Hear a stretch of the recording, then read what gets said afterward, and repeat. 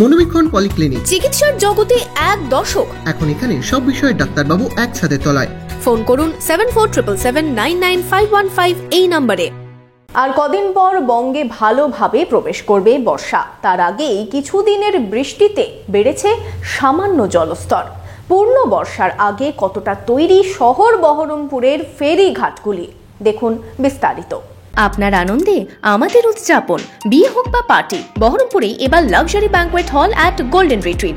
জেলায় একমাত্র pillarless banquet, আছে স্পা, সালন, ক্লাব মেম্বারশিপের সুযোগও। বহরমপুর শিল্প তালুকে গোল্ডেন রিট্রিট। বঙ্গে ইতিমধ্যেই ঢুকে পড়েছে বর্ষা, কোথাও বেশি কোথাও কম। ফলে গঙ্গার জলস্তর একটু হলেও বেড়েছে এবং যতদিন যাবে ততই বাড়বে। মুর্শিদাবাদ জেলার বহরমপুর শহরের গা ঘেঁষে বয়ে চলেছে ভাগীরথী।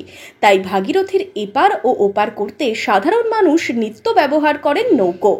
এখানেও কিছুদিন লাগাতার বৃষ্টির কারণে সামান্য বেড়েছে জলস্তর।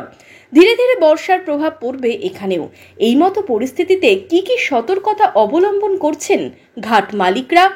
বিষয়টা হচ্ছে গঙ্গার জল বাড়ে কমে, এটা সিস্টেমে আমরা জল বাড়লে, হাওয়া উঠলে, বৃষ্টি হলে আমরা এমনিতেই মাঝিদেরকে বলা আছে আমাদের যাতে নৌকা বন্ধ থাকে, যাতে কোনো আমার প্যাসেঞ্জারের কোনো ক্ষতি না হয়।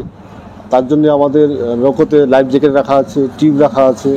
সেভাবে আমরা মাঝিদেরকে ট্রেনিং দিয়ে রেখেছি যাতে কোনো রকমের সমস্যা হলে নৌকাটা বন্ধ রাখতে হবে। মাঝিদের হাত ধরেই এপার ওপার করতে হয় নিত্যযাত্রীদের।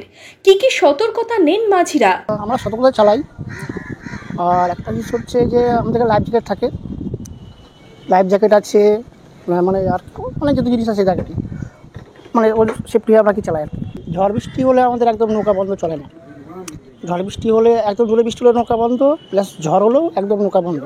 ঝড় থেমে যাওয়ার পরে আবার স্টার্টিং হয়ে যাবে নৌকা। বহরমপুরের মাঝিরা সমস্ত সতর্কতার সঙ্গেই চালান নৌকো। তাই সামান্য জলস্তর বাড়ায় খুব একটা ভয় পাচ্ছেন না নিত্যযাত্রীরা। এটা আমাদের ভয়ের কারণ নেই, এখানে মাঝিরা পুরো সতর্ক হয়ে চালায়। ঝড় বৃষ্টি হলে মানে যখন ঝড়টা উঠে গেলে বন্ধ হয়ে যায়, আবার ঝড়টা থেমে গেলে, বৃষ্টিটা থেমে গেলে তখনই চালু হয় আবার নৌকো। লাইফ জ্যাকেট থাকলেও সেই জ্যাকেট পরার নজির যদিও নেই বললেই চলে। Bureau report, imagine community media.